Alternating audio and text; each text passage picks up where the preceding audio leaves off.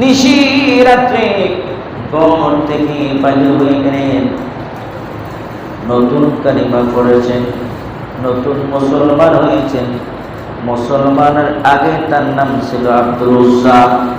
তার নাম আব্দুল উজ্জা। বন্ধুরা, এবার কালিমা পড়ার কারণে মা তারে ঘরে জায়গা দেয় না, চাচাই তারে জায়গা দেয় না, বাবাই জায়গা দেয় না, ঘর থেকে বাহির করে দেয়।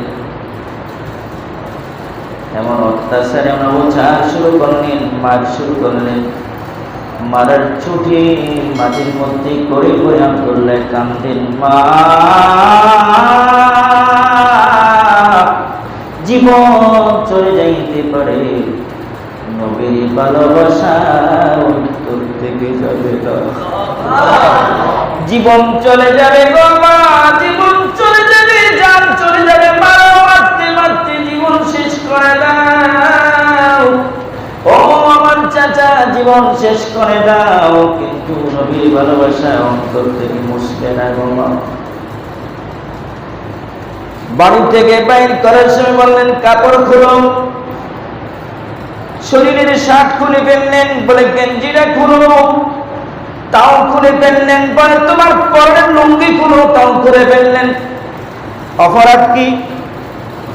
একটাই অপরাধ, নবীর ভালোবাসা, কালিমা পড়ে মুসলমান হয়েছেন, এইটাই তার অপরাধ। আর কোনো অপরাধ আছে? আর কোনো অপরাধ নাই। বন্ধু, যে নবীর পক্ষে কথা বলে তার দুশ্মন আছে, আল্লাহর পক্ষে কথা বললে দুশ্মন নাই, ঠিক না? তার কারণ হলো আল্লাহ বলেন, বন্ধু, ও বন্ধু, আল্লাহ যদি বন্ধুরে ভালোবাসে তাহলে আপনি কারো ভালোবাসবেন? আল্লাহ তো বন্ধুরে ভালোবাসে, কিন্তু আপনি দেখেন কালিমার ভিতরে নবীকে আল্লাহ নাম ঢুকিয়ে দিয়েছেন, মুহাম্মাদুর রাসূলুল্লাহ।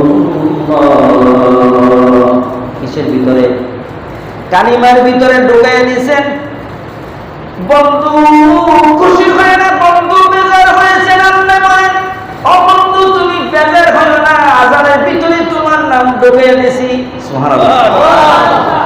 বন্ধুর মন খারাপ, আল্লাহ বলে তুমি মন খারাপ করিও না,